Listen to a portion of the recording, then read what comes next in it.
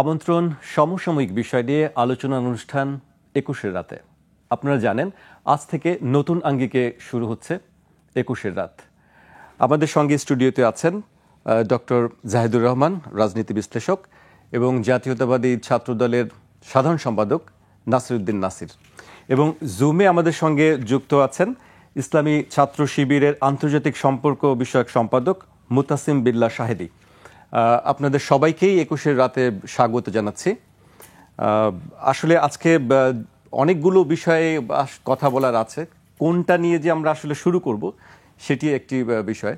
একদিকে সংস্কার এবং নির্বাচন নিয়ে রাজনৈতিক দলগুলো বিপরীতমুখী অবস্থান আছে, একজন এক কথা বলছেন তো আরেকজন এক কথা বলছেন, কারোর সঙ্গেই আসলে মিলছে না, একমত হতে পারছে না। শুরুতে যে ঐক্যমত্যের কথা বলা হয়েছিল, যে স্পিরিট নিয়ে সামনে যাওয়ার কথা বলা হয়েছিল, সেই জায়গায় কেন যেন একটা ছন্দপতন আমরা দেখতে পাচ্ছি।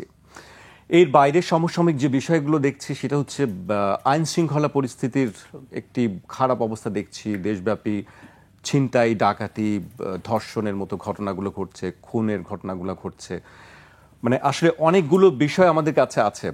সেই ক্ষেত্রে আমি শুরুতেই ডক্টর জাহেদ আপনার কাছে একটি প্রশ্ন করতে চাই, যে স্পিরিট নিয়ে আসলে গণ অভ্যুত্থান বা জুলাই অভ্যুত্থানের যাত্রা, তারপরে যাত্রাটি শুরু হয়েছিল, সেই স্পিরিট এবং বাস্তবতাটা আসলে কত ফারাক মনে করেন আপনি? ধন্যবাদ আপনাকে। আমি ফারাকটাকে খুব বড় হিসেবে দেখি না। আসলে আমরা দীর্ঘদিন একটা গণতান্ত্রিক পরিবেশে ছিলাম না। বাংলাদেশ ভাগ ছিল দুটো, একটা হলো শেখ হাসিনা এবং তার পক্ষের লোকজনের ন্যারেটিভ, আর বাকি যত মানুষ আছেন সবাই আমরা একেবারে বাম থেকে শুরু করে ডান পর্যন্ত, মধ্য ডান, মধ্য বাম, সেন্ট্রিস্ট, মধ্যপন্থী, সবাই আমরা একত্র হয়ে আমাদের তখন একমাত্র এজেন্ডা ছিল, যারা আমরা অন্তত লড়াই করেছি, শেখ হাসিনার বিরুদ্ধে লড়াই। তার এই অবৈধ অপশাসন, দুঃশাসন চলবে না। ফলে ১৫ বছর থেকে আমাদের মধ্যেও আমরা যে মনোলিথিক না, আমরা যে সবাই একই রকমভাবে চিন্তা করি না, এটা এক্সপোজড হয়নি। যখনই যে কোনো প্রয়োজন হয়েছে আমরা আসলে একসাথে হওয়ার চেষ্টা করেছি, আমরা লড়াই করেছি। আবার শেখ হাসিনার পক্ষে যারা ছিলেন তারা সব সরিয়ে রেখে তারা শেখ হাসিনার পক্ষে। সো এই দুটো মোটা দাগে ছিল।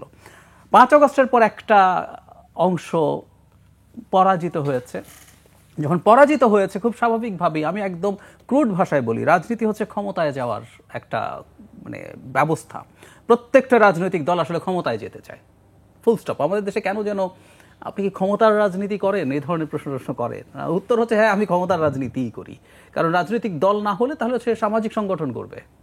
রাজনৈতিক দলের উদ্দেশ্য, প্রথম যে দলটা তৈরি হলো, এই যে আজকে নাগরিক পার্টি তৈরি হয়েছে, বা ভবিষ্যতে আরও কোনো দল যদি তৈরি হয় যার অনেক কম সদস্য যদি থাকে, তার লক্ষ্য হচ্ছে ক্ষমতায় যাওয়া। সো এখন যেহেতু ক্ষমতায় তারা যেতে চায় না, ক্ষমতায় যাওয়ার কথাটাকে আমরা খারাপভাবে দেখতে পারি না, দেখতে পারবো না। পরিবর্তনের জন্য তো আসলে ক্ষমতাটা প্রয়োজন। একদম তাই। আমরা একটা জায়গা থেকে পরিবর্তন, কিন্তু আমরা একটা যে ক্ষমতাটা ছিল একক ক্ষমতা, সেই জায়গাটা পরিবর্তনের জন্য কিন্তু আজকের এই অবস্থা। নিশ্চয়ই তাই। এবং যে দলই, এটা নাসিরের দল হোক, বিল্লার দল হোক, যে দলই হোক, তাদের তো নিজস্ব আইডিওলজি আছে, কিছু কর্মসূচি আছে। তিনি ক্ষমতায় গিয়ে সেগুলো বাস্তবায়ন করতে চান।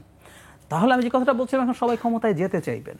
এখন যখন ক্ষমতায় যেতে চাইবেন, প্রত্যেকটা দল ক্ষমতার দৌড়ে একই জায়গায় নেই। ফলে যেটা দাঁড়ালো, একটা উদাহরণ দিই। ৫ আগস্টের পর যদি ৬ আগস্ট নির্বাচন হতো, ধরে নিলাম তাত্ত্বিকভাবে যে কালকে সকালেই নির্বাচন, বিএনপির প্রচুর জায়গা আছে, মানে বিএনপির তো আসলে প্রার্থী খুঁজে পাওয়া তার চ্যালেঞ্জ না, তার চ্যালেঞ্জ হচ্ছে প্রার্থী বাদ দেয়া। মানে এক এক জায়গায় ৮-১০ জন ফাইট করতে চাচ্ছে, অনেক বড় সংগঠন, মাঠ পর্যায়ে তারা গোছানোই আছে, প্রস্তুতি আছে। তারা চাইতেন বা এখনো চাইছেন দ্রুত নির্বাচন হোক। আবার যে নাগরিক পার্টি তৈরি হলো, একেবারেই নতুন একটা দল, সেই দলটা তাদের প্রার্থী খুঁজে বের করতে হবে। তারা যদি ৩০০ আসনে প্রার্থী দিতে চান, তাদের সাংগঠনিকভাবে দলকে গড়ে তুলতে হবে, শক্তিশালী, তাদের সময় পেলে ভালো হয়। ফলে যেটা হয়েছে, এখন আমরা নানান রকম আলাপ শুনবো। আমাদের একটা কথা মনে রাখতে হবে, একদম খোলাখুলি যদি বলি, রাজনৈতিক নেতারা যা বলেন, রাজনৈতিক দলগুলো যা বলেন, এর মধ্যে শতভাগ যে যার ঠিক মনের কথা বলছেন তারা, এটা বাংলাদেশে না, সারা পৃথিবীতে নিয়ম, এটা রেটরিক ব্যবহার করেন, আমাদের এখানে বেশি। সো সংস্কার বা আদার ইস্যুতে নানান রকম বক্তব্য আমরা দেখি, কিন্তু আসলে মূল প্রশ্ন যেটা আমি মনে করি, সেটা হচ্ছে বাংলাদেশের বর্তমান প্রেক্ষাপটে কোনো রাজনৈতিক দল দ্রুত নির্বাচন হলে তার ক্ষমতায় যাওয়ার ব্যবস্থা হয়েই আছে। কেউ কেউ দেখছেন, আমি যদি আরেকটু সময় পাই, এটা নাগরিক পার্টির জন্য একটা, জামায়াতে ইসলামীর সাংগঠনিক অবস্থা ভালো, কিন্তু তারা যদি সময় পান, তারা একটা জোটের চেষ্টা করছেন। আমরা দেখলাম বৃহত্তর একটা ইসলামিক জোট তৈরি করার জন্য বিভিন্ন মানুষজনের সাথে বসছেন। তারা হয়তো ভাবছেন তারা যদি জোট তৈরি এবার করতে আমি পারেন ভালো আরেকটি হবে। বিষয় আছি, যে নির্বাচনে প্রত্যেকেই যার যার সুবিধার জায়গা থেকেই কথা বলবে, এটা রাজনৈতিক দলের প্রত্যেকটা দলই বলবে। সেই ক্ষেত্রে একটি বিষয়ে নতুন যে এনসিপি রাজনৈতিক দল আসছে, তারা একটা কথা বলছে, সংস্কারকে তারা বেশি প্রাধান্য দিচ্ছে এবং তারা বলছে আগে সংস্কার দরকার, এবং আরেকটি বিষয় হচ্ছে আগে শেখ হাসিনা এবং তার দোসর যারা আছে তাদের বিচারটা আগে করতে হবে, তারপরে নির্বাচনের কথা বলছে। সেই জায়গাটা কি একটু কনফ্লিক্ট করছে? বিএনপি বা অন্য দল যারা আছে তারা বলছেন আগে নির্বাচন দিতে হবে, তারপরে সংস্কার তো একটা চলমান প্রক্রিয়া। সেই ক্ষেত্রে তো নির্বাচনের নিয়ে একটা দোটানা দেখতে পাচ্ছি। একদম তাই, মানে ওই যে শুরুটার কারণটা সেটা। এখন কেউ সংস্কার করে, এখন কতটুকু সংস্কার, কি সংস্কার, এটা একটা প্রশ্ন। আর বিচার, কতটুকু বিচার? যেমন তাদের একজন খুব গুরুত্বপূর্ণ সদস্য বলেছেন শেখ হাসিনাকে তারা ফাঁসির কাষ্ঠে দেখতে চান, তার আগে কেউ নির্বাচনের কথা বলতেই পারবে না। এখন শেখ হাসিনার বিচার, শেখ হাসিনা আমাদের হাতেও থাকতেন, তার এই রায় হওয়া, তারপরে আপিল বিভাগ, ডেথ রেফারেন্স সব করে 7-8 বছর লাগবে তাকে। তার যদি ফাঁসির রায় হয়, সেটা একটা সময় সাপেক্ষ ব্যাপার, মানে তার মানে সুষ্ঠু বা স্বচ্ছতার ভিত্তিতে যদি বিচার করা যায়। আমি আসলে এটাই বলতে চেয়েছি, they are interested to buy more time, তাদের বেশি সময় লাগবে, সেই কারণে এই ইস্যুগুলোকে। আপনার কাছ থেকে, যেহেতু আপনি আমাদের কাছে আজকে উপস্থিত আছেন, আপনার কাছ থেকে একটু আরেকটি বিষয় জানতে চাই। আপনি যেহেতু নির্বাচন ব্যবস্থা সংস্কার কমিশনের সঙ্গে ছিলেন, সেখানে আজকে আমরা দেখেছি যে নির্বাচন কমিশন থেকে একটি গণ বিজ্ঞপ্তি দেওয়া হয়েছে নিবন্ধনের জন্য, যেসব নতুন রাজনৈতিক দল আসছে তারা। এই আমাকে কি একটু বলবেন যে নিবন্ধনের জন্য কি কি শর্তমালাগুলো পূরণ করতে হবে? সেক্ষেত্রে নতুন যে রাজনৈতিক দল এনসিপি আছে, তারা কি এই মুহূর্তে আসলে নিবন্ধন করার জন্য পুরোপুরি প্রস্তুত? আমি জানি না তারা প্রস্তুত কিনা, কিন্তু আমি এটাতে, এই সিদ্ধান্তে একটু অবাক হয়েছি। কারণ হলো, আমি দর্শকদের উদ্দেশ্যে বলছি, আমাদের সংসদ নির্বাচন যে আইনটা দিয়ে হয়, এটাকে আরপিও বলে, গণপ্রতিনিধিত্ব আদেশ। এর একটা অংশে রাজনৈতিক দল নিবন্ধন করা, এটা একটু জেনে রাখা ভালো। রাজনৈতিক দল নিবন্ধন হলে সেই দল তার মার্কায় সংসদ নির্বাচনে অংশগ্রহণ করতে পারে। এটা খুবই টাফ ছিল। আমরা বহু সময় দেখেছি, রাস্তায় কর্মসূচি ছিল এবং প্রচুর রাজনৈতিক দল, আমরা তো সবার কাছ থেকে অপিনিয়ন চেয়েছি, তারা আমাদেরকে অনেক অপিনিয়ন দিয়েছেন এই ব্যাপারে। একেবারে সবার মধ্যে একটা ঐক্যমত্য আছে যে এটা কোনোভাবেই এই রকম হতে পারে না। যেমন এখন কি আছে সেটা বলি। যে সুপারিশগুলো দিয়েছেন সেগুলো কি আসলে বাস্তবায়নযোগ্য? খুবই যোগ্য। আমি আসছি, মানে এই মুহূর্তে শর্তটা বলি যে 3 ভাগের 1 ভাগ, 1/3 জেলায় কমিটি এবং অফিস থাকতে হবে। সেই হিসাবে অন্তত 21টা বা 22টা জেলায় এটা থাকতে হবে। 100টা উপজেলা বা থানায় কমিটি এবং অফিস থাকতে হবে, এবং এই 100টা উপজেলা বা থানায় প্রতিটাতে 200 জন করে, মোট 20,000 সমর্থক থাকতে হবে। It's a very very tough condition. এটা আমরা অনেকটা সহজ করতে চেয়েছি। আমরা 6টা জেলায় এবং 10% উপজেলা বা থানা, সে তাতে 40-এর মতো হতে পারে, এবং টোটাল সারা 10%, 5% আমরা থানা বা উপজেলার কথা বলেছি। সারা দেশে টোটাল 5,000 সমর্থক যদি তারা দেখা যায়। ভোটারের ভোট দেওয়ার বয়স কি কমছে? একটা কথা আমরা শুনেছিলাম যে বয়স 17 করার কথা একটা প্রস্তাব। এটা ইনফ্যাক্ট আমরা এটা প্রপোজ করিনি। এটা সংবিধান সংস্কার কমিশন দুটো প্রপোজাল দিয়েছেন, এর মধ্যে ভোটারেরও বয়স কমানো এবং নির্বাচনেরও ব্যাপার। আর আমাদের সংস্কারগুলোর ক্ষেত্রে বলি, আমাদের সংস্কার সবারই তাই, একটা অংশ আছে সংবিধান সংশোধন করতে হবে, সে অংশটা আমরা সরিয়ে রাখতে পারি যে ঠিক আছে সংবিধান সংশোধনের জন্য সংসদ লাগবে, কিন্তু আমাদের মেজরিটি হচ্ছে আইনের সংস্কার।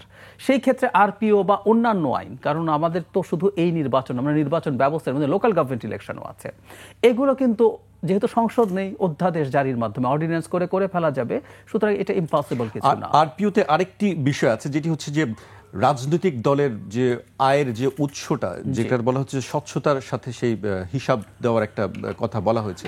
আসলে কি আমাদের রাজনৈতিক দলগুলোকে যে হিসাবের কথা আপনারা বলছেন গণপ্রতিনিধিত্ব আদেশে, সেই জিনিসগুলো কি আসলে ঠিক মতন দিচ্ছে রাজনৈতিক দলগুলো? আমি ধরে নিলাম রাজনৈতিক দলগুলো দিচ্ছে না, দেবে না, রাজনৈতিক দলগুলো ভালো না, কাগজে কলমে ধরে নিলাম।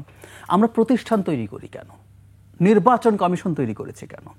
মানে ওকে যে হিসাবগুলো দিল, তার তো উচিত হবে এগুলো ভেরিফাই করা, ইজন্ট ইট? আমি ধরে নিলাম সেটা আমরা সবাই জানি, কিন্তু ভেরিফাইড তো আমরা দেখি না।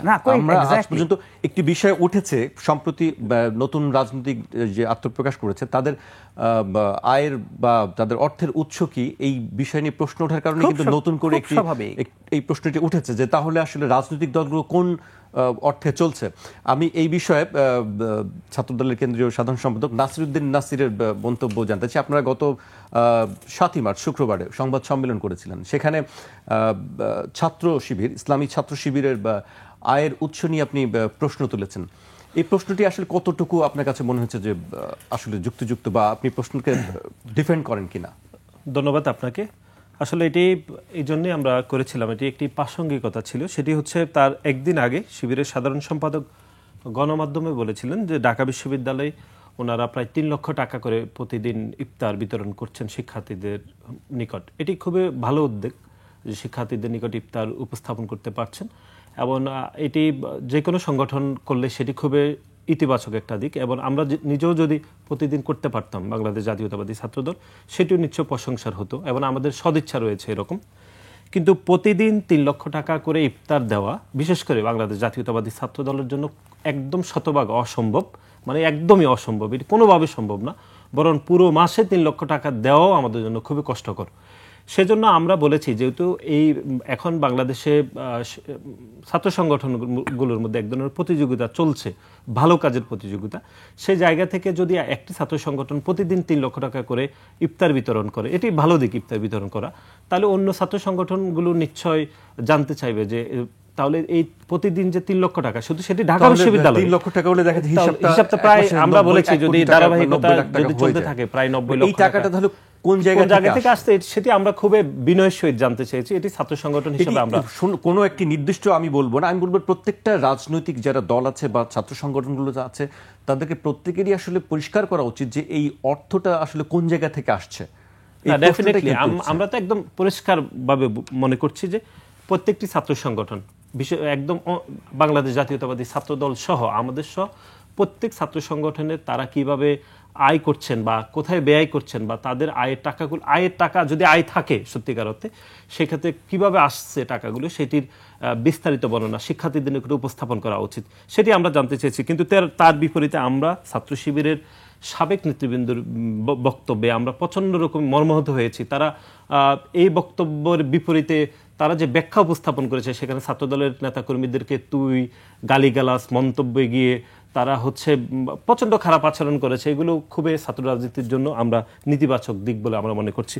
আমরা যেটি আরও স্পষ্টভাবে মনে করছি যে ছাত্র শিবির শুধু ঢাকা বিশ্ববিদ্যালয়ে যদি প্রতিদিন 3 লক্ষ টাকার ইফতার বিতরণ করে, তাহলে সারা দেশের শত শত শিক্ষা প্রতিষ্ঠান, বাংলাদেশে অনেকগুলো পাবলিক বিশ্ববিদ্যালয় রয়েছে, খুব বড় বড় বিশ্ববিদ্যালয়গুলোতে, তাহলে সব মিলিয়ে কত কোটি টাকা আসলে ইফতারে ব্যয় করছেন, সেটি আসলে খুবই প্রশ্নবোধ্য বিষয়। কিন্তু এখানে সাথে আমরা একটা নোট করছি, সেটি হচ্ছে তারা আবার সামাজিক যোগাযোগ মাধ্যমগুলোতে শিবিরের নেতৃবৃন্দরা আবার প্রশ্ন তুলছে যে ছাত্রদল ইফতারে টাকা ব্যয় নিয়ে প্রশ্ন তুলে তারা বাড়তি কোনো নেগেটিভিটি করছে কিনা, সেই জায়গায় আমরা স্পেসিফিক করছি ইফতার বিতরণ করছে, এটি খুবই একটি ভালো দিক।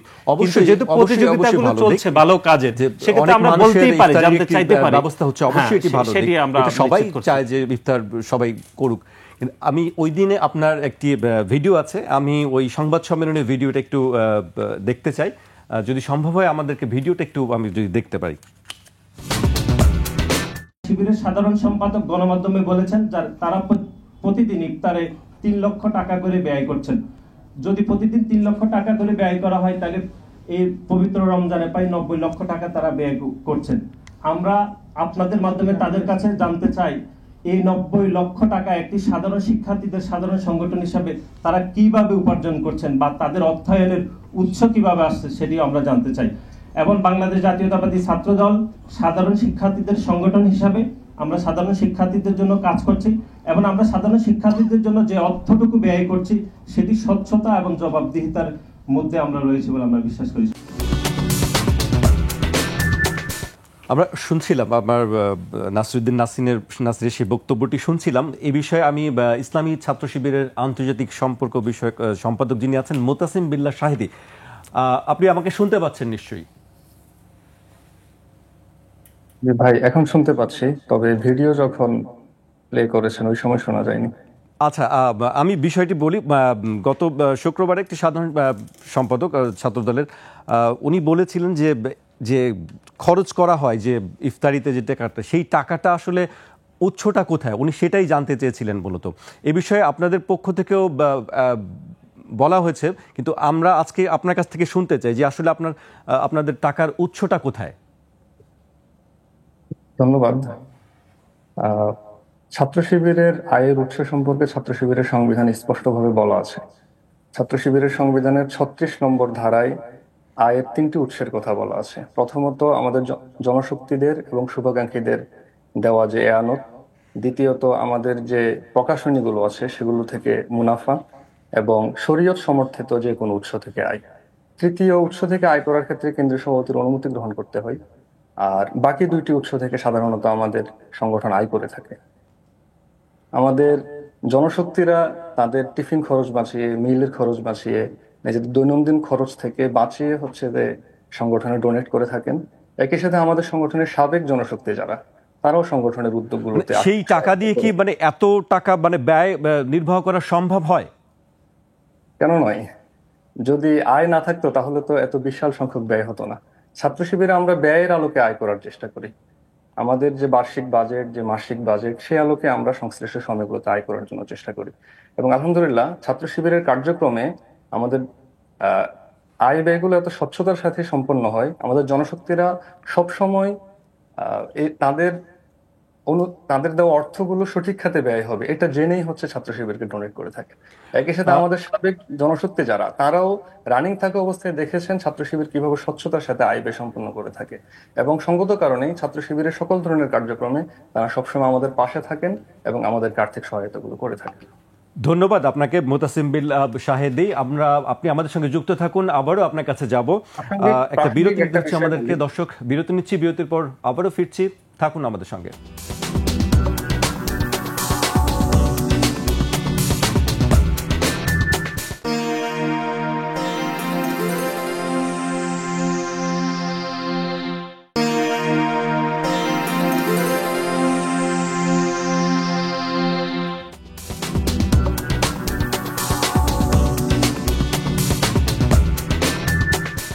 বিরতির পর আবারও আমন্ত্রণ 21-এর রাতে। বিরতিতে যাওয়ার আগে আমরা কথা বলছিলাম রাজনৈতিক দল এবং ছাত্র সংগঠনগুলোর অর্থের উৎস নিয়ে। এবার আরেকটি বিষয় নিয়ে জানতে চাই, একটু বেশ পিছনের ঘটনা। আমরা দেখেছি যে ইসলামী ছাত্র শিবিরের শীর্ষ নেতারা আত্মগোপনে ছিলেন একটা সময়, এবং তারপরে শেখ হাসিনা সরকারের পতনের পর তারা প্রকাশ্যে এলেন। এই রাজনীতিতে বা গণতান্ত্রিক ধারায় গুপ্ত অবস্থানটা কতটা আপনি ঠিক মনে করেন, বা এটা কি নৈতিক দিক কি আসলে? ধন্যবাদ আপনাকে। আপনি যে অংশটা বলেছেন তার আগে একটা জিনিস একটু ব্যয়ের ব্যাপারে বলতে চাই।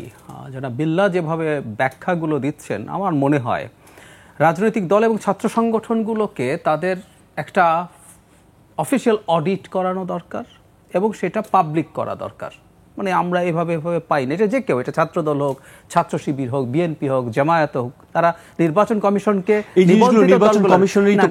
কিন্তু আবার ছাত্র সংগঠন তো আসলে নির্বাচন কমিশন দলগুলো করছে, কিন্তু ছাত্র সংগঠনগুলোরও স্বচ্ছতার স্বার্থেই তাদের এই জিনিসগুলো মানুষের সামনে স্পষ্ট করা দরকার আছে। একদম কোন কোন খাতে, এই যে এক্স শিবিরে ছিলেন, ডোনেট করেছেন, কে ডোনেট করেছেন, কিভাবে ডোনেট করেছেন, এবং আমি আশা করি তারা নাগরিক পার্টি যেভাবে বলেছেন যে আমাদের ডোনেটারদের নাম বললে তাদের বিপদ হতে পারে, আমি একটু ব্যাখ্যাও আসলে তাদেরকে পেলে জানতে চাইতাম যে কি বিপদের আশঙ্কা করছে। সেই প্রশ্নটা আসলে আমাদেরও জানা ছিল। আর তারা এরকম ভাবে একদম স্পষ্ট ভাবে আমাদের এটা আমি আবারও বলছি, শুধু শিবির না, সব ছাত্র সংগঠনের উচিত যে আমাদের স্বচ্ছতার সাথে যে আমরা নিজেরাই এটা পাবলিশ করছি, আমরা এত টাকা পেয়েছি, এই খাত থেকে পেয়েছি, ব্যক্তিগত ডোনেশন ইনি আমাদেরকে দিয়েছেন, আমরা এটা পেয়ে এখন এই করছি। এটা তো শেখ হাসিনার সময় না যে ছাত্র শিবিরকে ডোনেট করার কারণে কেউ বিপদে পড়ে। তখন তো অবশ্য আমরা জানি যে তখন ডোনেট করার বিষয় ছিল না, চাঁদাবাজির অনেক আমরা ঘটনা ছিল না। তখন বললাম যে শিবিরকে ডোনেট করছি, শেখ হাসিনা এটা নিয়ে ঝামেলা করতে পারেন, আপনি যে কথাটা বললেন। এখন আমি সেই জায়গাটায় আসি, ছাত্র শিবিরের যে একটা সময় তাদের পরিচয় প্রকাশ না করে রাজনীতি। আমি আমার ব্যক্তিগত অবস্থানটা একটু বলি। এখানে ছাত্র দলের সাধারণ সম্পাদক আছেন, আপনাকে আমি এটা মানি, শিবির করা আমরা তখন কিন্তু প্রচুর এটা নিয়ে তাদের রাইটের পক্ষে কথা বলেছি। আমি আমার শিবিরের রাজনীতি পছন্দ করতে হবে না, কিন্তু শিবির রাজনৈতিক দল হিসাবে তারা যে রাজনীতি করে সেই রাজনীতির সাথে আমার দ্বিমত থাকতে পারে, কিন্তু তারা আমাদের সাংবিধানিক যে পেরিমিটার আছে সেটা ফলো করে তারা রাজনীতি করে। সো তার যে কতগুলো রাজনৈতিক রাইট, যে শিবিরের রাজনীতি করার অধিকার আছে। কিন্তু আওয়ামী লীগের সময় শিবির ট্যাগ দিয়ে, যে আমরা আবরার ফাহাদের কথা আমাদের নিশ্চয়ই মনে আছে, জাস্ট আপনি কাউকে শিবির ট্যাগ দিলে তাকে পেটানোর অধিকার হয়ে যায়, মেরে ফেলার অধিকার হয়ে যায়, কুপিয়ে ফেলার। আপনাদের ওই যে অভিজিৎ নাম কি যেন, বিশ্বজিৎকে আপনি কুপিয়ে মেরে ফেলেছেন, একটা হিন্দু ভদ্রলোক, তাকে কুপিয়ে মেরে ফেলেছেন। এবং কারণ কি? কারণ শিবির। সো এটার বিরুদ্ধে আমরা আছি। সো তারা নিপীড়িত ছিলেন, কোনো সন্দেহ নাই। আমি তারা পরিচয় প্রকাশ না করা সেটাও সমস্যা নেই, কিন্তু আমি না তাদের ছাত্রলীগে যাওয়া না, আমি একটা জায়গায় খুব শক্ত দ্বিমত করি। মানে ছাত্রলীগের অংশ হওয়া, ছাত্রলীগের কমিটিতে তাদের কেউ কেউ গেছেন, আমি এটার প্রতি ঘৃণা জানাচ্ছি। কেন? আপনি শিবির করতে পারবেন না, that's fine. Does it necessarily mean যে আপনাকে ছাত্রলীগ করতে হবে? আপনি নিউট্রাল ছাত্রকে একজনও ছিল না ঢাকা ইউনিভার্সিটিতে? বা ওই পরিস্থিতিতে অপরাপর বাম দলগুলো এবং ছাত্র দলকেও দেখেছি তাদের নামে রাজনীতি করেছে, তারা নিপীড়ন নির্যাতনের শিকার হয়েছে। এই জায়গায় সমাজে ছাত্রলীগ কেন করতে হবে? যেহেতু ছাত্রলীগ একটা নৈতিক দিক দিয়ে মানে একবারে প্রশ্নবিদ্ধ একটি সংগঠন ছিল, সেই ছাত্রলীগ কেন? আমি ক্লিয়ার শব্দ, একটা বর্বর সংগঠন, একটা বর্বর সংগঠনের অংশ হয়ে কমিটিতে গেছে, এই জিনিসটাকে কোনোভাবেই আমি এন্ডোর্স করতে পারি না। শিবির পরিচয় দেওয়া টাফ ছিল, আপনি নিউট্রাল ছাত্র হিসাবে থাকেন, আমি ঠিক আছে, আমি শিবির করতে পারছি না, ওই পরিস্থিতি ওয়াজ রিয়েলি টাফ, আমি বিশ্বাস করি। তার মানে হচ্ছে এই জিনিসগুলো তখন সমস্যা কি দাঁড়ায়? এই যে ডিসগাইজ করা, তাহলে কি আপনি এখন আরো অনেক জায়গায় ডিসগাইজ করে এখন আছেন, এর ভেতরে, ওর ভেতরে, তার ভেতরে, এই হচ্ছে প্রবলেম। সেটি অবশ্যই একটি প্রশ্ন উঠবেই। এই বিষয়ে আমরা নাসিরউদ্দিন নাসিরের বক্তব্য শুনবো। আসলে এই জায়গাটাকে কিভাবে দেখেন আপনি? না, আমরা তো একদম গণ অভ্যুত্থান পরবর্তী সময়ে বহুবার গণমাধ্যমে বলেছি, আপনাদেরকে বলেছি, সভা সেমিনারে বলেছি, পরিস্থিতি কতটা জটিল ছিল গত 15.5 বছর ধরে, সেটি আমরা একটু এক লাইনে আমরা বলতে চাই। সেটি হচ্ছে, ধরুন ছাত্রদলের কোনো সমর্থক হলে থেকেছে, ধরুন একদম ফার্স্ট ইয়ার বা সেকেন্ড ইয়ারে তিনি পড়ছেন, তিনি আমাদের দলের ভারপ্রাপ্ত চেয়ারম্যান জনাব তারেক রহমানের পোস্টে ভুলে একটি লাইক দিয়ে দিয়েছেন, অথবা ছাত্রদলের সভাপতি সাধারণ সম্পাদকের পোস্টে লাইক দিয়েছেন, অথবা ছাত্রদল করা কোনো একজনের পোস্টে কমেন্ট করে বলেছেন ভাই ছবিটি ভালো হয়েছে, তাকে রাতে রক্তাক্ত করে বের করে দেওয়া হয়েছিল ছাত্রলীগের সন্ত্রাসীরা। পরিস্থিতি ততটাই জটিল ছিল, আমি ততটা বলেছি, তার থেকে অনেক বেশি। সুতরাং তার অবর্তমানে আপনি যদি একটি সংগঠন, তারা সেই ছাত্রলীগের আশ্রয়ে লালিত পালিত হয়েছে, ছাত্রলীগ করে গণ অভ্যুত্থান পরবর্তী সময়ে তারা বলেছেন যে কৌশলে তারা ছাত্রলীগ করেছেন, এখন যেহেতু ছাত্রলীগ এখন বিতাড়িত হয়েছে, কৌশলের অংশ হিসেবে তারা আত্মপ্রকাশ করেছে। আমি মনে করি নৈতিকভাবে এটি খুবই ঘৃণিত কাজ। বরং আপনি গোপন থেকে যদি রাজনীতি করেছেন, সেটি কতদূর ভালো খারাপ সেটি বিচার বিশ্লেষণ সাধারণ শিক্ষার্থীরা করবে, কিন্তু আপনি কৌশল হিসাবে ছাত্রলীগ করা, এটি এক ধরনের ঘৃণিত শুধু কাজ নয়, বরং এটি এক ধরনের প্রতারণাও বলে আমরা মনে করছি, এবং ফৌজদারি অপরাধের মতো প্রতারণা বলে মনে করছি। এবং ছাত্র শিবিরের এখন এই সকল বক্তব্য তারা জাস্টিফাই করছে, এই সকল বক্তব্যের বিপরীতে অনেকে বলছেন এটি খুবই ভালো, অনেকে বলছেন সেগুলো খুবই, আমরা বিস্মিত স্বরে আমরা শুনতে হচ্ছে যে এগুলো খুব ভালো হচ্ছে বক্তব্য বলা হচ্ছে। আমরা যেটি মনে করছি সেটি হচ্ছে, বাংলাদেশ জাতীয়তাবাদী ছাত্রদল সহ বাংলাদেশের অনেক ছাত্র সংগঠন খুনি হাসিনার বিরুদ্ধে, এবং খুনি সংগঠন, যে সংগঠন ইতিমধ্যে সন্ত্রাস বিরোধী আইনে নিষিদ্ধ হয়েছে, সেই সংগঠনের বিরুদ্ধে প্রকাশ্যে গণতান্ত্রিক রাজনীতি আমরা করেছি। আমরা অনেক রাজনীতি করে হয়তো আমরা ব্যর্থ হয়েছি সাময়িক সময়ের জন্য, আমরা হয়তো খুনি হাসিনাকে ক্ষমতা থেকে সরাতে পারিনি, আমরা 2014, 2018, 2024 সালের গণতান্ত্রিক নির্বাচনগুলোতে আমরা হয়তো সফল হয়নি, কিন্তু এর অর্থ এই নয় যে আমরা খুনি সংগঠন ছাত্রলীগের কাছাকাছি গিয়ে তাদের সংগঠনের সাথে মিশে একটি স্বাভাবিক সময় আমরা তৈরি করেছি।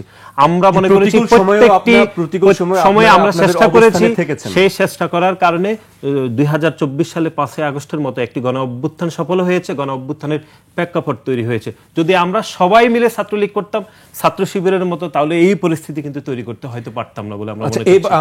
আমাদের সঙ্গে জুমে যুক্ত আছেন যে মুতাসিম বিল্লাহ, ইসলামী ছাত্র শিবিরের আন্তর্জাতিক বিষয়ক সম্পাদক। মুতাসিম বিল্লাহ, আপনি নিশ্চয়ই শুনেছেন যে আমাদের যারা অতিথি আছেন তারা যে কথাটা বলছেন আপনি নিশ্চয়ই শুনতে পেয়েছেন। এ বিষয়ে আপনার মতামতটা জানতে চাই আমরা।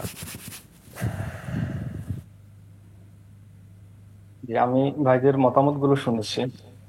প্রথম বিষয় হচ্ছে, একটি রাজনৈতিক সংগঠন বা একটি রাজনৈতিক ছাত্র সংগঠন যখন প্রকাশ্যে তার সকল কাজ বাধাহীনভাবে করতে পারে, এরকম পরিবেশ থাকে, আর এরকম পরিবেশ থাকা সত্ত্বেও নিজে গোপন তৎপরতা চালায়, তখন সেই সংগঠনকে গুপ্ত সংগঠন বলা যেতে পারে। কিন্তু গত 16 বছর ফ্যাসিস্ট হাসিনার শাসন আমলে বাংলাদেশের রাজনৈতিক দলগুলোকে আসলে এতটা স্মুথলি নিজেদের কার্যক্রম চালাতে পেরেছে? পারেনি। ছাত্র শিবির পারেনি, ছাত্র দল পারেনি, অন্যান্য বিরোধী রাজনৈতিক সংগঠনগুলোও পারেনি। সুতরাং স্মুথলি নিজেদের কার্যক্রমগুলো চালাতে না পারার কারণে অনেক সময়ই কৌশলের আশ্রয় নিয়ে নিজেদের কার্যক্রমগুলো অব্যাহত রাখতে হয়েছে। কিন্তু উদাহরণস্বরূপ সেটি ছাত্রলীগের সঙ্গে কেন? তাহলে তো ছাত্রলীগের বিরুদ্ধে যে অভিযোগগুলো করা হয় সেই দায়ের ভাগিদার কিন্তু আপনাদেরকেও নিতে হয়। জি, কৌশলে নিজেদের কার্যক্রম পরিচালনা করা বলতে আমি কি বুঝাচ্ছি সেটাও বলি। যেমন ছাত্র শিবিরের প্রতিটা কমিটি বছরের শুরুতে প্রত্যেক বছরই হয়েছে। আমরা করোনা পরবর্তী সময়ে এমনকি অনলাইনে আমাদের সদস্য সম্মেলনগুলো পর্যন্ত করেছি। সুতরাং যখন আমরা আমাদের কার্যক্রমগুলো স্মুথলি চালাতে বাধাগ্রস্ত হয়েছে, আমরা অন্যভাবে হলেও আমাদের কার্যক্রমগুলো চালিয়ে গেছি। কিন্তু ছাত্র শিবিরের দায়িত্বশীল জনশক্তিরা ছাত্রলীগের কমিটিতে যুক্ত হয়েছেন, এটা আসলে খুবই অসত্য একটি অভিযোগ এবং এটার বাস্তবতা মোটেই নেই।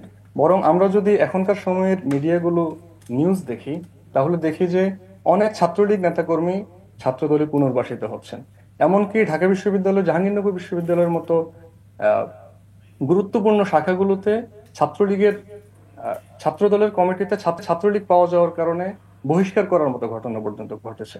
সাধারণত যে কয়েকটা বিষয় নিয়ে বেশি বলা হয়, ছাত্র শিবিরের বর্তমান ঢাকা বিশ্ববিদ্যালয়ের সভাপতির বিষয়ে বলা হয়, জগন্নাথ বিশ্ববিদ্যালয়ের সেক্রেটারির বিষয়ে বলা হয়, তারা এই বিষয়গুলোর ব্যাখ্যা অলরেডি দিয়েছেন।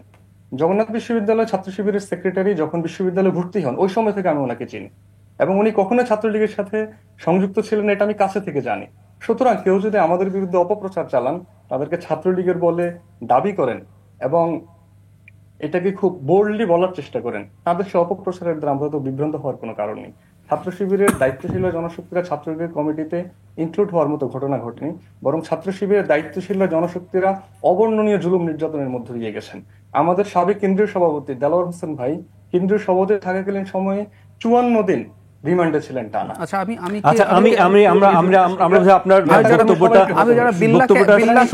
আমি আপনার কাছে যাচ্ছি, আমরা বুঝতে পেরেছি। মুতাসিম বিল্লাহ, আপনি আমাদের সঙ্গে থাকুন। আপনার এই কথাটি নিয়ে আমি ডক্টর জাহেদের সঙ্গে একটু জানতে চাই এই বিষয়ে উনি যে বলছেন। আমি একটা নিউজের হেডলাইন, দৈনিক প্রথম আলো, ছাত্রলীগের পদ নিয়ে ব্যাখ্যা দিলেন শিবিরের ঢাকা বিশ্ববিদ্যালয়ের সেক্রেটারি। এটা 23 সেপ্টেম্বর 2024 সালের নিউজ। এখানে যিনি সেক্রেটারি ছিলেন তিনি ফরহাদ, ওনার নাম ফরহাদ, ঢাকা বিশ্ববিদ্যালয়ের সমাজ কল্যাণ ও গবেষণা ইনস্টিটিউট শাখা ছাত্রলীগের 2022 সালের নভেম্বরে ঘোষিত কমিটিতে যুগ্ম সাধারণ সম্পাদক পদে ছিলেন। উনি পরে ব্যাখ্যা দিয়ে বলেছেন উনি কোনো কিছু জমা দেন না, ওনাকে নাকি এমনি ওর মধ্যে ইনক্লুড করেছেন। উনি বলেছেন সংবাদ সম্মেলনে পরবর্তী সময়ে যখন ছাত্র শিবিরের সেক্রেটারি হয়েছেন তখন জিজ্ঞেস করেছিলেন ঢাকা বিশ্ববিদ্যালয়ের সাংবাদিক সমিতির সংবাদ সম্মেলনে, তিনি বলেছেন যে ওনাকে ফরহাদ, উনি এখন ঢাকা বিশ্ববিদ্যালয়ের সভাপতি আছেন, বলেছেন ওনাকে কেন ছাত্রলীগের পদ দেওয়া হয়েছে সেটি ছাত্রলীগের নেতৃবৃন্দকে জিজ্ঞেস করতে হবে, উনি এই বিষয়ে ব্যাখ্যা দিতে পারবেন না। এটি গণমাধ্যমে আসছে, আমরা এখনই দেখাতে পারবো। এখানে প্রথম আলোতে সমকালে রয়েছে। এখানে আন্তর্জাতিক বিষয়ক সম্পাদক যেটি বললেন সেটি খুবই দুঃখজনক যে তিনি বলেছেন এটি সত্য না। আমরা একাধিক প্রমাণ দেখাতে পারবো। এর বাইরে যিনি গত কমিটির সভাপতি ছিলেন তার বিষয়েও ছাত্রলীগের সাথে আমরা একটু জাস্টিফাই করবো ছাত্র দলের বিষয়ে যেটি বলেছেন। আমরা কমিটি দেওয়ার পর ঢাকা বিশ্ববিদ্যালয়ে আমরা 6 জনকে অব্যাহতি দিয়েছি। শুধুমাত্র ছাত্র দলের তারা বিভিন্ন সময়ে সামাজিক যোগাযোগ মাধ্যমে আমরা দেখেছি তাদের বন্ধুদের সাথে যারা অতীতে ছাত্রলীগ করেছে তাদের সাথে বিভিন্ন ছবি এসেছিল, বা ছাত্রলীগের বিভিন্ন পর্যায়ের বড় বড় যারা সন্ত্রাসী ছিল তাদের সাথে বিভিন্ন সামাজিক প্রোগ্রামগুলোতে তারা অন্তর্ভুক্ত ছবি ছিল বিদায় আমরা 6 জনকে অব্যাহতি দিয়েছি এবং জাহাঙ্গীরনগর বিশ্ববিদ্যালয়ে আমরা 1 জনকে অব্যাহতি দিয়েছি একই অভিযোগে। এখন আপনি দেখুন, আমরা শুধুমাত্র ছাত্রলীগের সাথে থাকা ছবি, সেই ছবি শুধুমাত্র প্রোগ্রাম কেন্দ্রিক কোনো ছবি নয়, সামাজিক আড্ডা, বন্ধু বান্ধব সহিত, সেজন্য আমরা তাদেরকে বহিষ্কার করেছি। এখন কি ছাত্র শিবির এই ঢাকা বিশ্ববিদ্যালয়ের সভাপতির এই বক্তব্য আমরা বহুবার দিয়েছি, শিবিরের সভাপতি, আগের সভাপতি, জাহাঙ্গীরনগর জগন্নাথ বিশ্ববিদ্যালয়ের সভাপতি, কাউকে একজনকে কি তারা অব্যাহতি দিয়েছে? তারা এটি পারবে না, কারণ তারা এটি বলেছে, তারা এটি তাদের কৌশলের অংশ। সুতরাং তারা তো অব্যাহতি দিবে না, প্রশ্নই আসে না। আমরা তো ছবি, সামাজিক যোগাযোগ মাধ্যমে, সামাজিক অনুষ্ঠানে থাকার কারণে আমরা বলেছি তুমি পদে থাকতে পারবা না, এটি নৈতিকভাবে তোমার ঠিক না। সুতরাং আমরা ছাত্রলীগের কোনো পর্যায়ের কোনো নেতাকে আমরা ছাত্রদলের জায়গা দিইনি, আমরা স্পষ্ট করেছি। সুতরাং বাকি বক্তব্যগুলো এদেশের গণমাধ্যমের কর্মীরা, সাধারণ শিক্ষার্থীরা, সাধারণ মানুষ জানে যে তারা কিভাবে প্রতারণা করে, কৌশল অবলম্বন করে তারা সাধারণ শিক্ষার্থীদেরকে প্রতারিত করেছে। মুতাসিম বিল্লাহ, আপনি নিশ্চয়ই শুনতে পেরেছেন যে আমাদের যারা অতিথি আছেন তারা যে কথাটি বলছেন, আপনি কি এর সঙ্গে একমত কিনা? আপনারা যেটা বলছেন যে ঢাকা বিশ্ববিদ্যালয়ের সভাপতির বিষয়ে বলছেন, ঢাকা বিশ্ববিদ্যালয়ের সভাপতি যে ব্যাখ্যা দিয়েছেন এটা তো খুবই গ্রহণযোগ্য একটি ব্যাখ্যা। উনি বলেছেন যে ওনার কনসার্ন নিয়ে কমিটিতে ওনার নাম দেওয়া হয়নি, তাহলে এই বক্তব্য গ্রহণ না করার কোনো কারণ থাকতে পারে বলে আমি মনে করি না। আচ্ছা, আমি একটা প্রশ্ন করি বিল্লাহ আপনাকে। ওনাকে যখন না জানিয়ে পদে নিয়ে নেওয়া হলো, উনি প্রতিবাদ করেছিলেন যে আমাকে, কারণ ছাত্রলীগকে তো আমি একটা ঘৃণিত সংগঠন মনে করি। আমাকে ধরুন আওয়ামী লীগের কেউ একজন আমাকে একটা কমিটিতে নিয়ে নিল, আমি কি করতাম জানেন? আমি সাংবাদিক সম্মেলন করে বা জনগণের কাছে আমার ফেসবুকে পোস্ট দিতাম যে বিভৎস সংগঠনের সাথে আমার নাম কেন জড়ানো হচ্ছে। উনি কি প্রতিবাদ করেছিলেন তখন? এখানে একটা গুরুত্বপূর্ণ ব্যাপার আছে যে ছাত্রলীগের যে কমিটিতে ফরহাদ ভাইয়ের নাম এসেছে, সেই ফরহাদ এবং ছাত্র শিবিরের এখন ঢাকা বিশ্ববিদ্যালয়ের সভাপতি ফরহাদ কিন্তু এক ব্যক্তি নন, দুজন আলাদা ব্যক্তি। দুইটাকে আমরা গুলিয়ে ফেলছি কিনা? না, আলাদা না। ফরহাদ সাহেব নিজে বলেছেন তার নাম ইনক্লুড করা হয়েছে। মিস্টার বিল্লাহ, আপনি একটু জেনে নিন। উনি, আমি পড়ে শোনাতে পারবো, উনি স্বীকার করছেন ওনার নাম ওখানে দেয়া হয়েছে, উনি স্বীকার করছেন, কিন্তু ওনার নাকি কনসার্ন নেওয়া হয় নাই। বিষয়টা যখন প্রথম আলোচনা, একই ব্যক্তি না কেন বলছেন আপনি এখন আবার? উনি নিজে স্বীকার করেছেন ওনার নাম ছিল ওখানে। বিষয়টা যখন আলোচনায় এসেছে, আলোচনায় আসার কিছু সময় পরে গিয়ে কমিটিতে যার নাম এসেছে তার বিষয়টা প্রকাশ্যে এসেছে। আলোচনায় আসার পরপরই কিন্তু কমিটিতে প্রকৃত যার নাম তার আলোচনাটা কিন্তু তাৎক্ষণিক আসেনি, এটা পরে এসেছে। এখন ফরহাদ ভাইয়ের সেই সাক্ষাৎকার ছাত্রলীগের কমিটিতে প্রকৃত যে ব্যক্তির নাম এসেছে ওনার বিষয়টা আলোচনায় আসার আগের কিনা আমার জানা নেই, কিন্তু ফরহাদ ভাইয়ের বক্তব্যটা খুবই গ্রহণযোগ্য যে ছাত্রলীগের কমিটিতে ওনার নাম অন্তর্ভুক্ত হওয়ার কোনো প্রশ্নই আসে না, ওনার কনসার্ন নিয়ে কাজটি করা হয়নি। যারা এর নাম যুক্ত করেছেন এটার ব্যাখ্যা তারাই দিতে পারবেন। এবং পরবর্তীতে আমরা যেটা দেখেছি, পরবর্তীতে যখন এটা প্রকাশিত হলো তখন উনি স্টেটমেন্ট দিচ্ছেন। উনি আগে দেননি কেন? আমার এই প্রশ্নটা, উনি আগে দেননি কেন? আগে দেওয়ার তো কারণ নেই, কারণ এই ফরহাদ তো ছাত্র শিবিরের ফরহাদ নন। এই ফরহাদ উনি স্বীকার করছেন ওনার নাম সেখানে আছেন, উনি স্বীকার করছেন। হয়তো উনি হয়তো বিষয়টি উনি হয়তো অবগত না, হয়তো আমার হয়তো ধারণা ওনার জানার মধ্যে হয়তো কোনো কিছু আছে। আচ্ছা মুতাসিম বিল্লাহ, আপনাকে ধন্যবাদ, আপনি আমাদের সঙ্গে থাকুন। আমাদেরকে অন্য একটি সময়ের যেহেতু কম, আমরা একটু রাজনীতির বাইরে একটু অন্য প্রসঙ্গে যেতে চাই আর কি। সম্প্রতি গত কয়েকদিন ধরে দেশের যে ঘটনাগুলো ঘটছে, বিশেষ করে আইন শৃঙ্খলা পরিস্থিতি, নারীর উপরে সহিংসতা, ধর্ষণ, যে ঘটনাগুলো ঘটছে, আসলে এই জিনিসগুলো নতুন যে ঘটছে এটা না, এটা অনেক দিন ধরেই ঘটছে। এইটার থেকে আসলে পরিত্রাণ কোথায়? এটা কি বন্ধ হবে না কখনো? মানে দুটো ব্যাপার, একটা হচ্ছে দীর্ঘমেয়াদী যে সমাধান, সেটা হচ্ছে ধরুন নারীর প্রতি এগুলোর শুধু শাস্তি দিয়েই হবে তা না, কিন্তু সামাজিক একটা ব্যাধি হয়ে গেছে। অনেকে বলছে পরিবার থেকে, এগুলো একটা দিক, এটা হলো দীর্ঘমেয়াদে। কিন্তু প্রাথমিকভাবে যে কাজটা আমাদের করা দরকার সেটা হলো মুহূর্তে যদি আমরা অন্তত ব্যবস্থাগুলো সঠিকভাবে নিতে পারতাম, তাহলে হতো কি যে একটা বার্তা, যারা পটেনশিয়াল অপরাধী, বিচারের কথা বলছেন, বিচারের কথা, মানে প্রাথমিক বিচার তো বটেই, প্রাথমিকভাবে তার বিরুদ্ধে প্রশাসনিক ব্যবস্থা। একটা উদাহরণ দিই, একজন নারীকে যৌন হয়রানি বলবো আমি এটাকে, তাকে ওড়না পরা নিয়ে যেভাবে রাস্তায় হ্যারাস করা হয়েছে এবং উনি এটা স্বীকার করছেন পুলিশের কাস্টাডিতে, এর পরবর্তীতে এই মামলা করা ভদ্রলোককে ছাড়িয়ে নেওয়ার জন্য থানায় ঘন্টার পর ঘন্টা কি করা হয়েছে আমরা লাইভ দেখেছি। তারপর তার জামিন হয়েছে, জনতার নামে একটা হুমকি ছিল যে আসলে যে তাকে যদি জামিন দেওয়া না হয় পুরো বাংলাদেশে এখানে ওই নারী যিনি অভিযোগ করেছেন তাকে ডেকে এনে মামলা, তার নামে মামলা দিতে হবে, এটা আমরা থানায় বসে দেখছি। আচ্ছা, পরে জামিন উনি পেতে পারেন, এটা বিচারিক ব্যাপার, কিন্তু ওই নারীকে মামলা উইথড্র করতে হচ্ছে, ওই নারী এটা জানিয়েছেন, এই পরিমাণ চাপ। তো ফলে একজন যৌন হয়রানি করা একটা মানুষ বা ব্যক্তি এবং পরে তার ফুলের মালা এবং পাগড়ি নিয়ে বেরিয়ে আসা দেখলাম তো আমরা, দেখেছি। যে সমাজে এই ঘটনাগুলো হয়, দুজন নারী প্রকাশ্যে ধূমপান করেছেন, তারপর সেইটাকে কেন্দ্র করে কিছু পুরুষ পিটিয়েছেন বিভৎসভাবে, আমরা ভিডিও দেখেছি।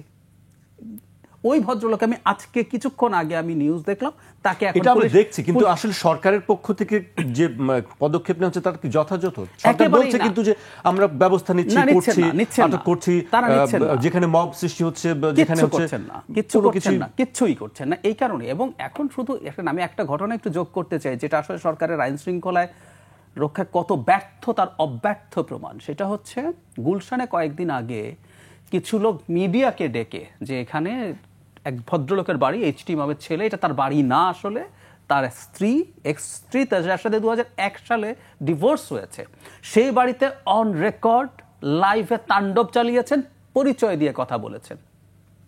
তারা কি যেন জাতীয়তাবাদী চালক লীগ বা এরকম কিছু একটা, এক ভদ্রলোক কথা বলেছেন, এবং বিএনপির পক্ষ থেকে এটাকে অস্বীকার করা হয়েছে। কিন্তু আমি বিএনপিকে এই কথা বলতে চাই, এই ধরনের চালক লীগ ঠিক যখন খোলে তখনই আসলে এগুলো বন্ধ করা দরকার।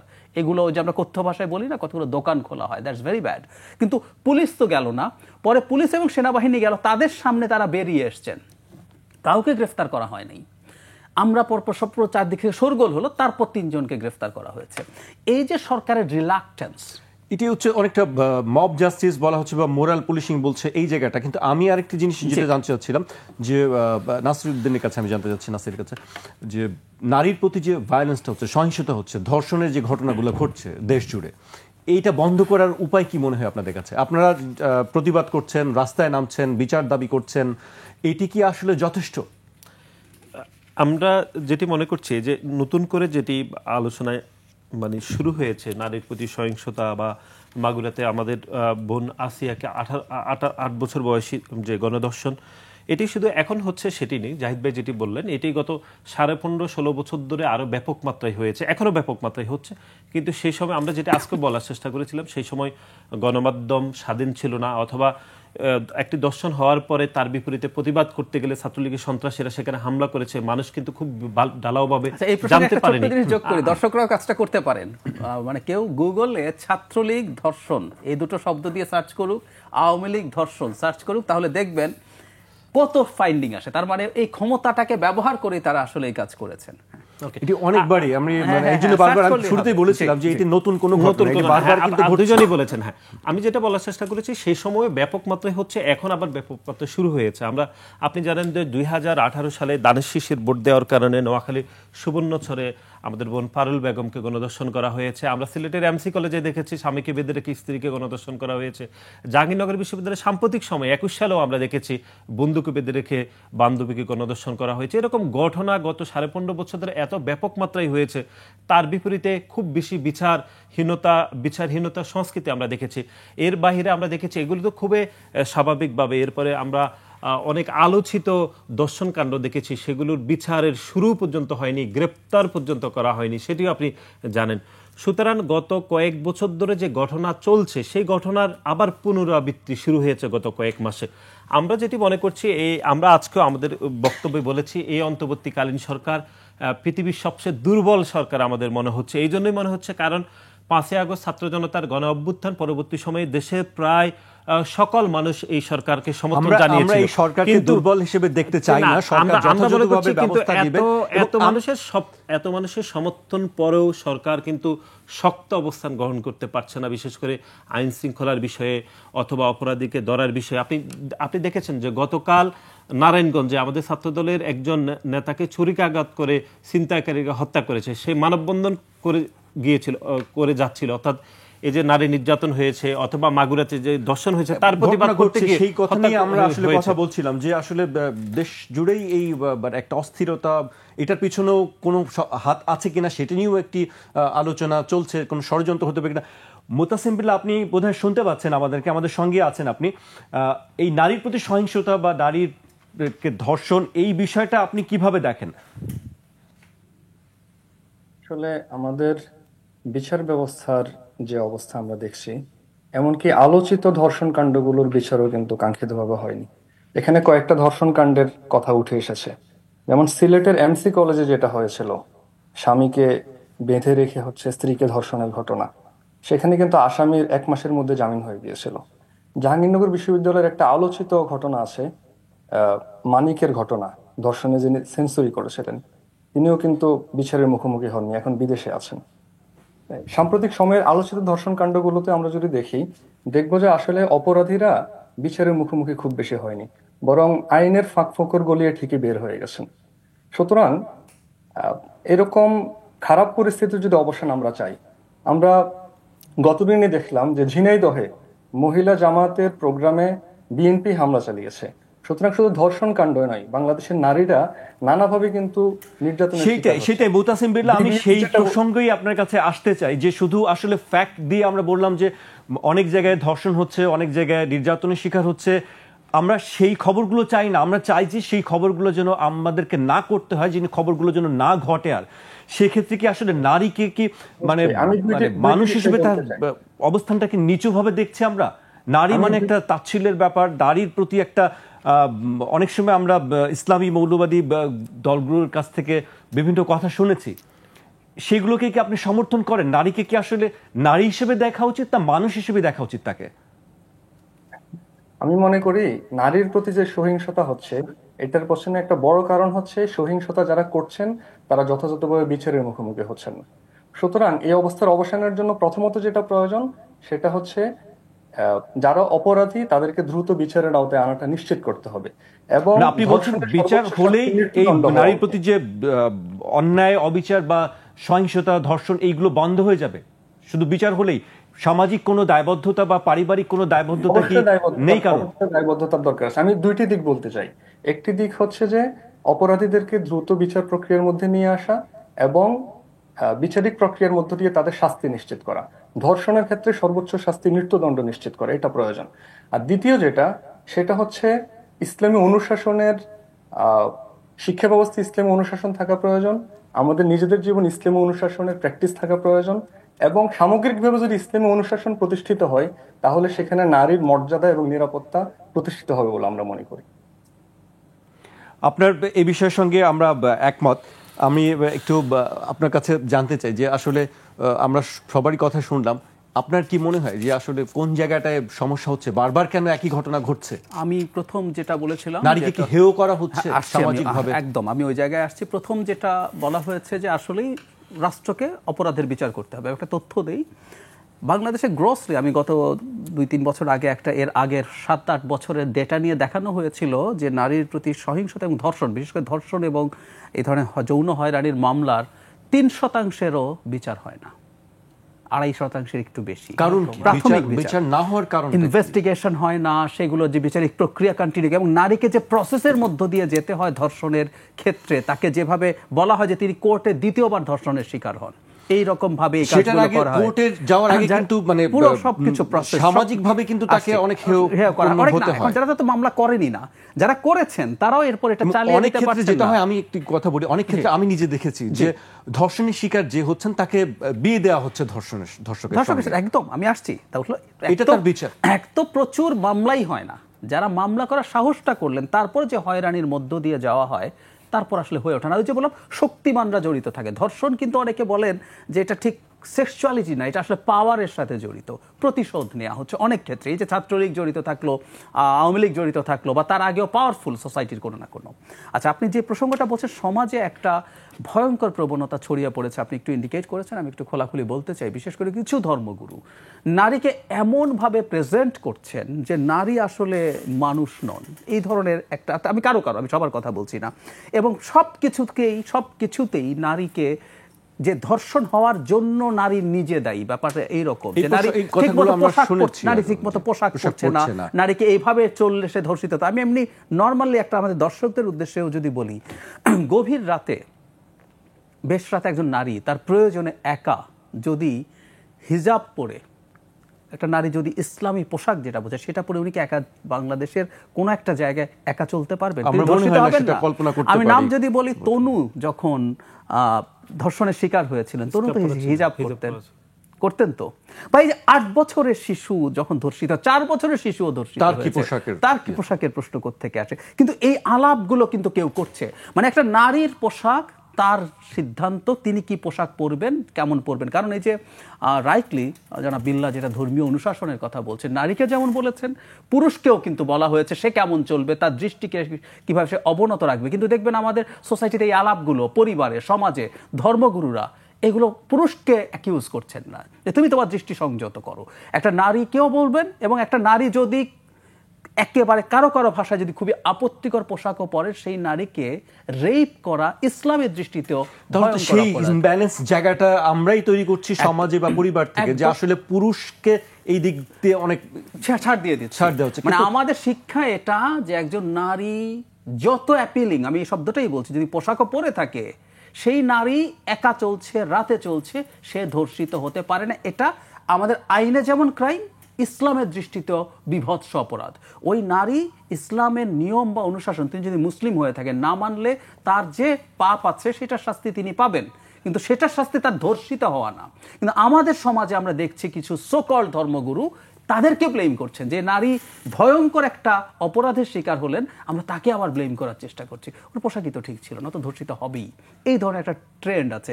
আমি মনে করি, আমি এই কথাটা একদম আজকে অন রেকর্ড বলি, এই পোশাকের সাথে ধর্ষণকে যারা রিলেট করে, এটাকে ফৌজদারি অপরাধ করা উচিত, কারণ এটা ধর্মও বলে না। আই রিপিট, আপনি নারীকে পোশাকের জন্য, ইসলামের যে পোশাকের কোড আছে সেটার জন্য নারীকে কনভিন্স করেন, সেটা তাকে জানান, কিন্তু এজন্য নারী ধর্ষিত হয়েছে, এজন্য পুরুষকেও তো ইসলামে বলা হচ্ছে যে তুমি তোমার একদম তোমার দৃষ্টি তুমি সংযত করো, অবনত করো। আমি তো সেটা বলছি না, আমি তো সেটা কোনো পুরুষকে বলছি না, আমি মেয়েকে বলছি, কেন একটা নারীকে বলছি? নারীকে আমি পোশাকের কথা বলবো, সেটাও ঠিক আছে, একজন ধর্মগুরু জানাবেন ধর্ম কি বলছে, দুজনকে, এটা দুজন না, দুজনকে জানাবে, আমি নারীকেও যদি, কিন্তু আপনি যখন রিলেট করছেন এটা ধর্ষণের কারণ, এজন্য ধর্ষণ হচ্ছে, এটা ফৌজদারি অপরাধ বলে আমি মনে করি। আপনি ধর্ষণকে উৎসাহিত করছেন, আপনি ধর্ষণের জন্য ভিকটিমকে ব্লেম করছেন।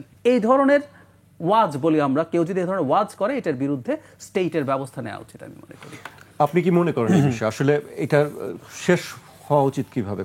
না, আমরা তো বলেছেন, জাহিদ ভাই যেরকম বলেছেন আমি একদম একমত ওনার সাথে। আমরা সাথে একটু যোগ করতে চাই কয়েকটি বিষয়। সেটি হচ্ছে বাংলাদেশে গত 12 বছরের একটি পরিসংখ্যান আমরা আজকে সকালে দেখেছি। সেটি হচ্ছে জাহিদ ভাই যে 3% বলেছেন, সেটি বিচার প্রক্রিয়া মোটামুটি শেষ হওয়া, একদম বিচারের যাবতীয় কার্য সম্পূর্ণ হওয়া দর্শনের বিষয়ে, সেটি আমরা দেখেছি মাত্র 0.42%। একদম নিশ্চিত করা, একদম নিম্ন আদালত থেকে একদম উচ্চ আদালতকে ভিকটিম মানে আর কিছু করার নাই যে অভিযুক্ত, সেটির নিষ্পত্তি হয়েছে 0.42%।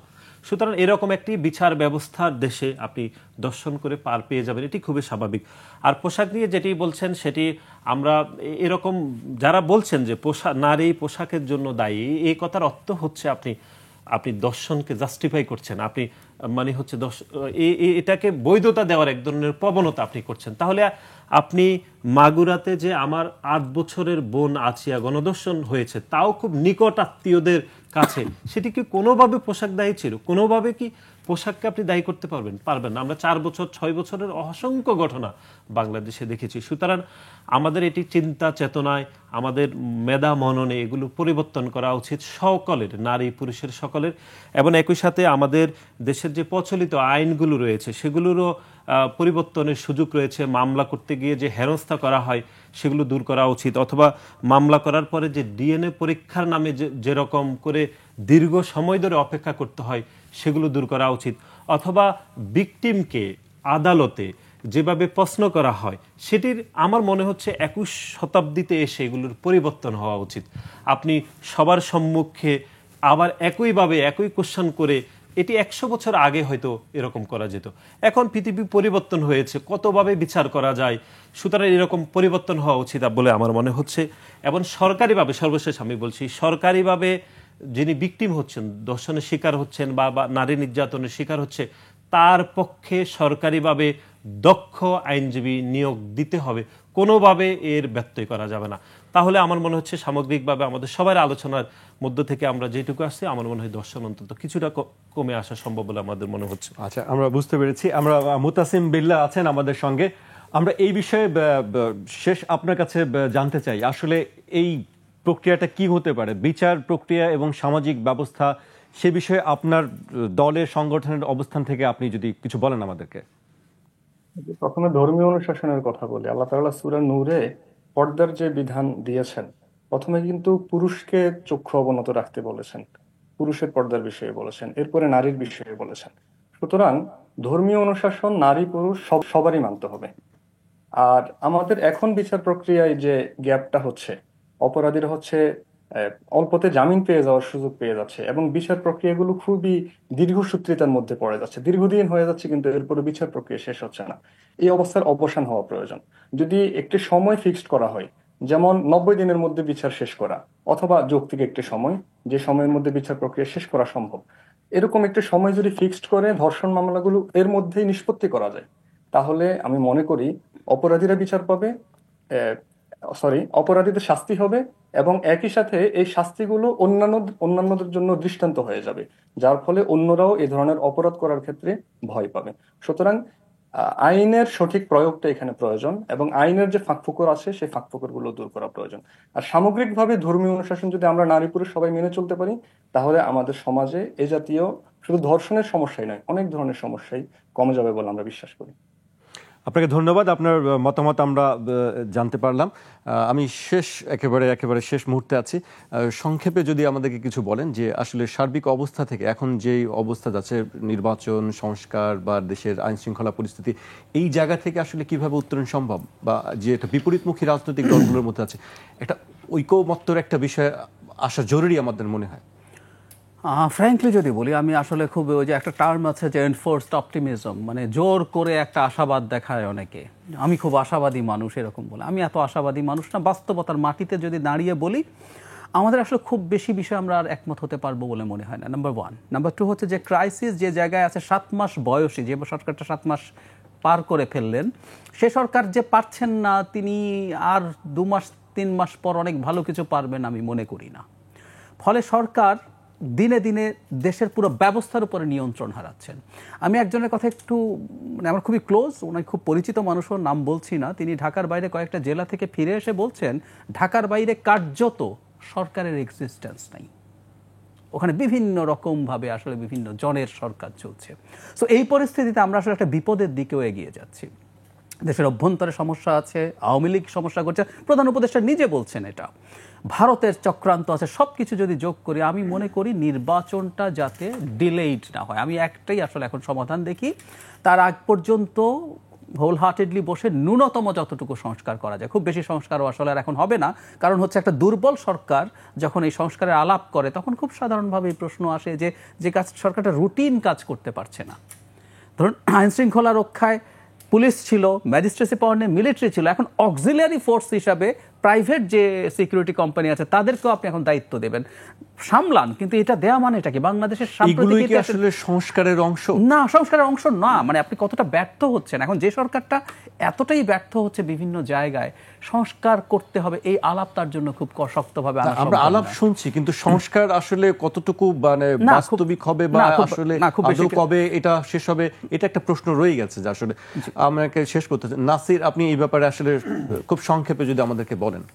আমরা যেটি মনে করছি, যেটি প্রথম থেকে বলা হচ্ছে, সেটি হচ্ছে সরকারের একটি নির্দিষ্ট পলিসি থাকা উচিত, একটি টার্গেট থাকা উচিত। ইতিমধ্যে সরকারের প্রধান উপদেষ্টা অবশ্য বারবার বলেছেন অন্তত এই বছরের মধ্যে একটি জাতীয় নির্বাচনের জন্য সরকার প্রস্তুত রয়েছে। কিন্তু আমরা দেখেছি সরকারের যারা স্টেক হোল্ডার, বিশেষ করে নাগরিক কমিটি, ন্যাশনাল সিটিজেন পার্টি অথবা বৈষম্য বিরোধী ছাত্র আন্দোলন, সবাই কিন্তু সরকারকে যারা এম্পাসাইজ করছে বা সরকারের বাহিরে যারা ছায়া সরকার হিসেবে কাজ করছে, তারা কিন্তু কোনোভাবে সরকার যে একটি নির্দিষ্ট সময়ের মধ্যে একটি নির্বাচন করবে সে বিষয়ে কিন্তু তাদের সেই সহযোগিতার বিষয়গুলো আমরা দেখছি না। সুতরাং যাবতীয় বিষয়ে আমার সবচেয়ে ভালো অনুধাবন হচ্ছে যে সরকার খুব দ্রুত সময়ের মধ্যে একটি জাতীয় নির্বাচনের পরিকল্পনা গ্রহণ করা উচিত এবং আইন শৃঙ্খলার বিষয়ে সরকার শক্ত অবস্থান গ্রহণ করা উচিত। আমি শুধু ছোট্ট করে একটি আশঙ্কার জায়গা করছি, সেটি হচ্ছে যেটি আমি জাহিদ ভাইকে একটু আগে বলেছিলাম, সেটি হচ্ছে সরকার গত 15.5 বছর ধরে যে সকল পুলিশ কর্মকর্তারা বিভিন্ন সময় বঞ্চিত হয়েছেন, শুধু পুলিশ না, বিভিন্ন প্রশাসনের বিভিন্ন বিষয়ে, বা যারা বিএনপিকে ধারণ করেছেন বা মনে মনে করেছেন, তাদেরকে সরকার এক ধরনের প্রতিপক্ষ মনে করছে, হয়তোবা সরকারের একটি অংশ। সেজন্য আমরা দেখেছি যারা দক্ষ পুলিশ কর্মকর্তারা ছিলেন গত কয়েক বছরে, যারা বঞ্চিত হয়েছেন, তাদেরকে একটু দূরে সরিয়ে দিয়ে বরং সুবিধাভোগী আওয়ামী লীগদেরকে অথবা অন্য কোনো অংশদেরকে একটু প্রায়োরিটি বেসিসে তারা দায়িত্ব দিয়েছেন ঢাকা শহরে। তারা খুব ভালো এক্সারসাইজ করতে পারছেন না, ভালো ফাংশন কিন্তু করতে পারছে না। তার পরিণতি কিন্তু আমরা ঢাকা শহরে দেখছি, এত বেশি চিন্তায়, রাহাজানি, চুরি ডাকাতি বেড়েছে। সুতরাং আমরা অন্তর্বর্তীকালীন সরকারকে মনে করব যারা গণ অভ্যুত্থানের অংশীদার ছিলেন যেই পক্ষ, যে পুলিশ কর্মকর্তা সহ আইন শৃঙ্খলার বাহিনী অথবা আমাদের অন্য ডিপার্টমেন্ট প্রশাসন, তাদের সবাইকে একত্রে করে আপনি যদি অংশীদার করেন সরকারের, তাহলে আমার মনে হচ্ছে সমাধান খুব দ্রুত করা যাবে। অথবা আপনি যদি এখানে বিভাজিত করতে চান, তাহলে কিন্তু সমস্যা সমাধান খুব দ্রুত হবে না। বিভাজন আমরা চাই না। আমরা শেষ একেবারে আমি মুতাসিম বিল্লাহর কাছে খুব সংক্ষেপে জানতে চাইবো, খুব সংক্ষেপে যদি আমি বলেন যে এই পরিস্থিতিতে আসলে আমরা কিভাবে উত্তরণ করা সম্ভব হবে, আমরা কিভাবে সবাই একমত হতে পারবো আসলে? আমরা যদি ফ্যাসিস্ট হাসিনার পতনের আন্দোলন দেখি, দেখব যে বিরোধী রাজনৈতিক দলগুলো দীর্ঘদিন ধরে হাসিনার অপশাসনের বিরুদ্ধে আন্দোলন করেছে।